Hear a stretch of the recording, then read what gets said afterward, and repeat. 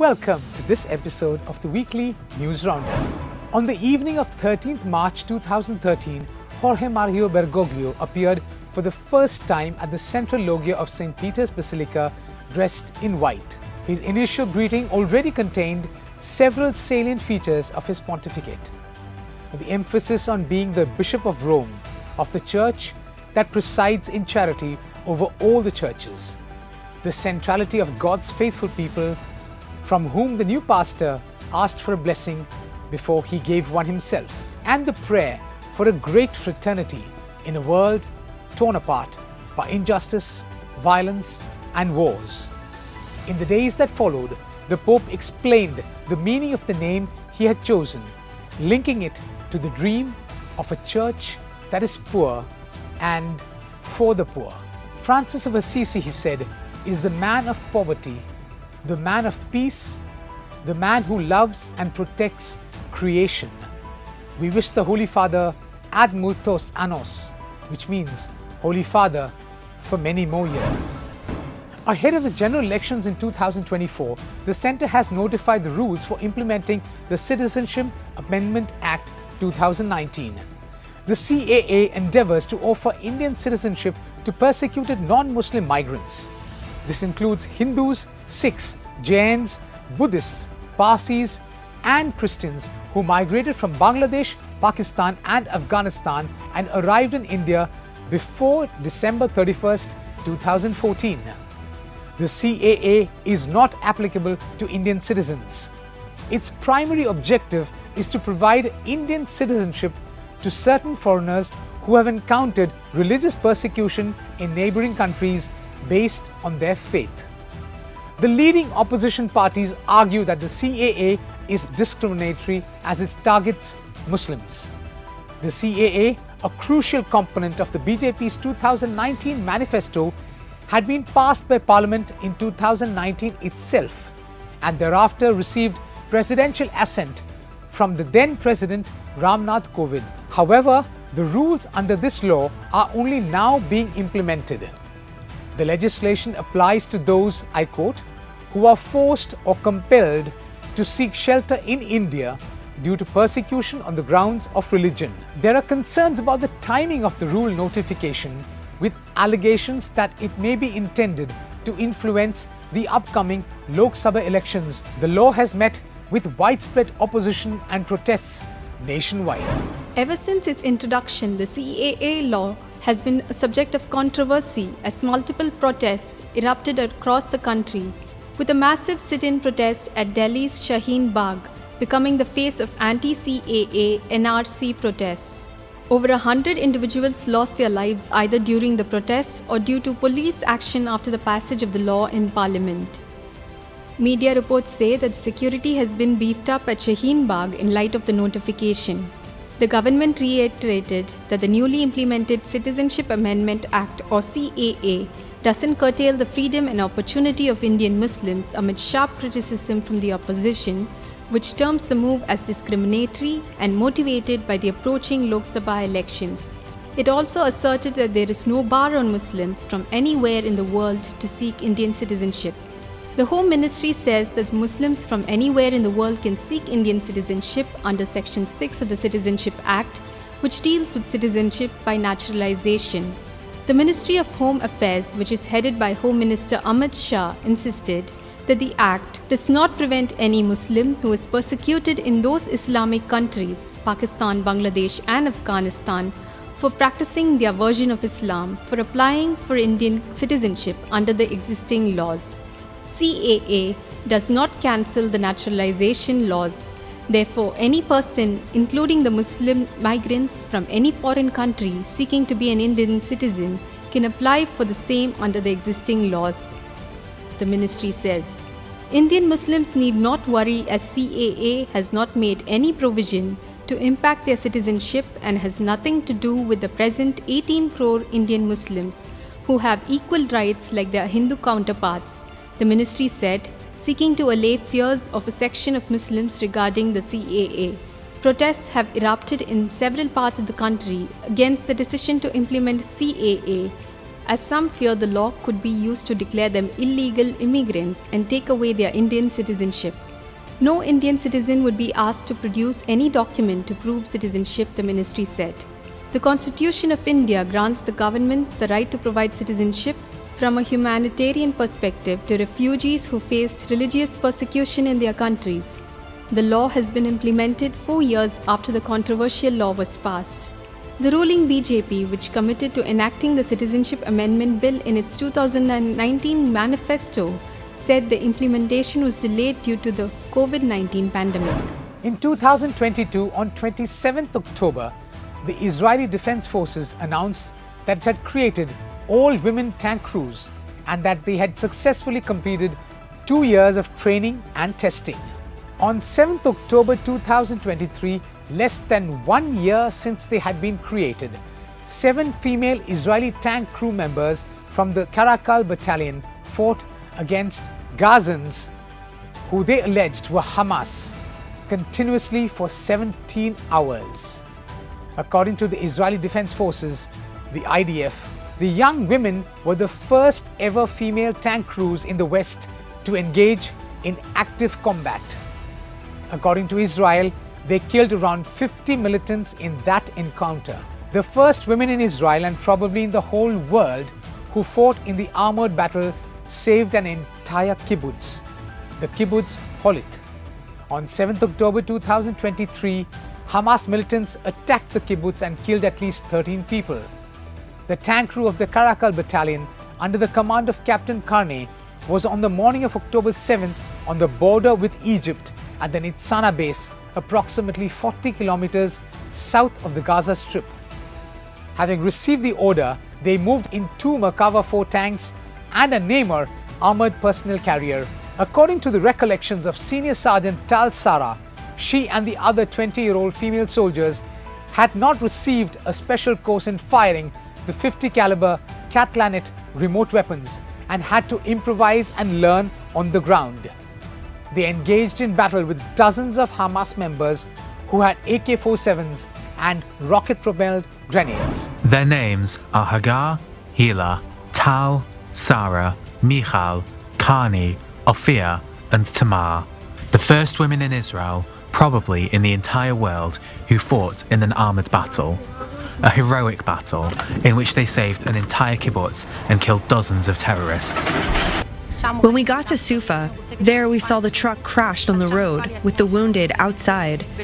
So that's when it dawned on me that we're really in combat and hearing massive shooting all around us. Hila and I stayed in on the vehicle, told to operate all communication devices, understand the situation to help the brigade commander with communications. I attacked, machine gun fire, ensuring the destruction of everything around. And if we thought that 50 terrorists was supposedly the end, it was only the beginning. The fighting continued there until around 8 in the evening, until we made sure the area was clean, that the community was safe, and you evacuated the civilians. It is important to say that none of us knew how to use it. It's a system that no one knew how to use. It's a qualification you have to pass in the army. None of us knew.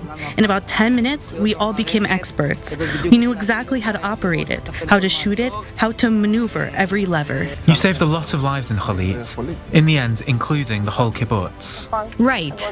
When you're at that moment in the event, you don't think, wait, I'm saving him. I'm saving this house. You understand that there's a terrorist here and I must kill him before he reaches one of my communities. You kept saying heroines and history, and I personally don't feel like a hero. I feel that I'm a warrior who has been given orders and she did her job, and I believe that anyone would do it. Powerful gangs began launching attacks on key government targets across Haiti's capital, Port-au-Prince, on February 29th. The violence came as Prime Minister Ariel Henry was out of the country seeking to rally support for a Kenya-led foreign police intervention his government has said is needed to restore order. He has since been effectively locked out of the country after gangs blocked airports there. He landed in Puerto Rico last week after being denied entry into the Dominican Republic.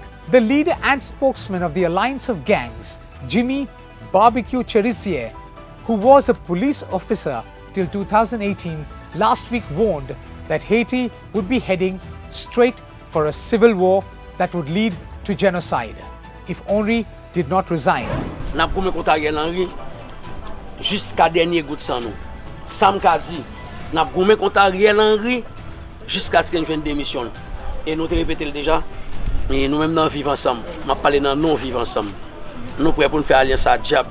Nous prêts pour nous dormir même côté à diable, n'a besoin de côté Ariel. Gangs currently control virtually all of Port-au-Prince as well as the main roads to and from the capital.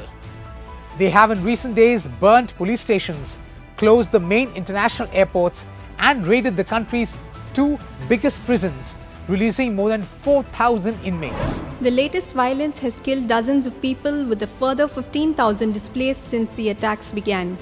Haitian parliamentary elections have been postponed since 2019. A state of emergency in the Ouest Department, which includes Port-au-Prince, was imposed in early March and has been extended until the 3rd of April. The National Human Rights Defense Network, a Haiti-based government watchdog, has noted the measure has done little to stem the violence. The group has accused Haitian National Police of colluding with the gangs, who it says continue to benefit from the protection of Haiti's judicial and political authorities. Haitian armed groups have dominated global headlines in recent weeks as gunmen attacked police stations, prisons, and other institutions in the capital of Port-au-Prince, effectively paralyzing the city. Prime Minister Ariel Henry announced he would resign his post once a transitional presidential council is established and a successor chosen. His announcement came amid pressure from both the international community and gang leaders, who warned that the Caribbean nation could face civil war if Henry, an unelected official, did not step down. Henry's planned departure, however, has done little to temper the grip of the gangs, which control about 80% of Port-au-Prince. They have also promised to oppose any outside intervention in Haiti's affairs. That includes an effort backed by the United Nations to send a multinational armed force led by Kenya to Haiti to help the national police respond to the widespread violence and unrest. The United Nations said this week that at least 15,000 people in Port-au-Prince, where gangs are believed to control about 80% of the territory, have been forced to flee their homes as a result of the escalating violence. The international organization on Thursday warned that the country's health system was on the brink of collapse. The National Human Rights Defense Network, a government accountability group, said there is little hope in stemming the violence under the current circumstances. The network said the unrest has been fueled by collusion between the hierarchy of the Haitian National Police and criminal gangs who continue to benefit from the protection of Haiti's judicial and political authorities. They added, "Today the facts are clear. The government authorities have resigned. The streets of the capital and the entire West Department are given over to armed bandits, and the Haitian population has simply been abandoned to its fate." The group called on vital sectors in Haiti to provide the country with a non-predatory government of human rights made up of men and women of integrity, one that is committed to building functioning institutions, dismantling gangs, and routing corruption. In our freewheeling section, we bring you the story of Yogita Raghuvanshi from Bhopal in Madhya Pradesh. Yogita had done her LLB and was all set to become a lawyer. She was married and had 2 children, Yashika and Yashwin, when suddenly her husband passed away. Her whole world came crashing down around her. She knew her children were completely dependent on her to look after her family, to look after her children. Yogita did something that was unheard of in those times. She started driving a heavy-duty cargo truck to look after her family and became India's first lady truck driver. Yogita went against the traditional biases and is a proud lady truck driver and a truck owner. We bring you the inspiring story of Yogita Raghuvanshi.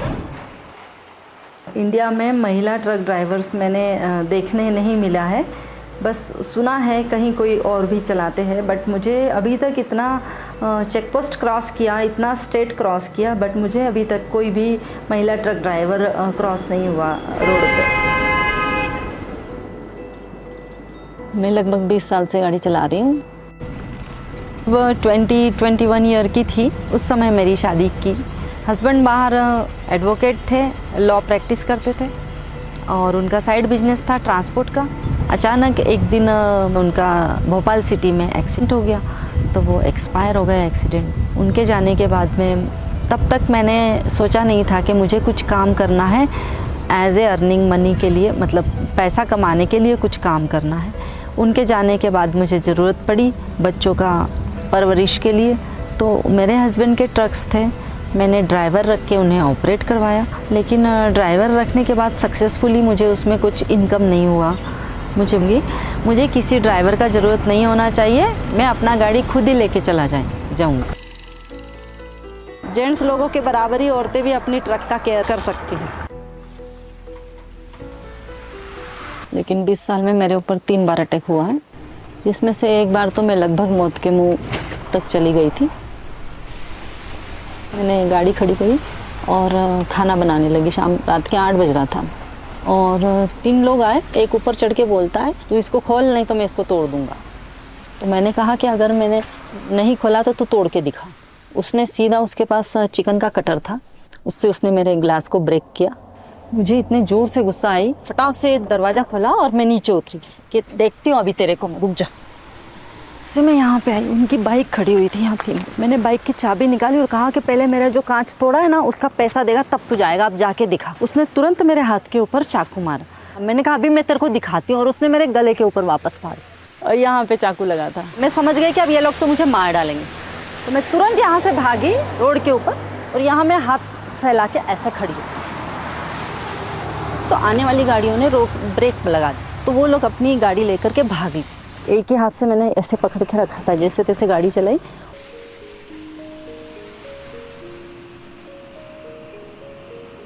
मैं कभी नहीं डरती, क्योंकि मैं truck line में आने के बाद में मौत से डरना या एक्सीडेंट हो जाएगा, कुछ हाथ पैर टूट जाएंगे, इस चीज़ की फिक्र कभी नहीं की।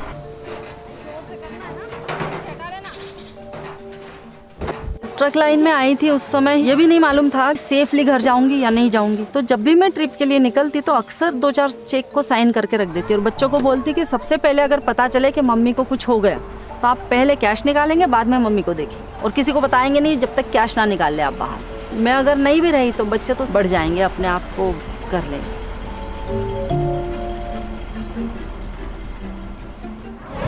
Thank you very much for watching. Until we meet next time, stay blessed.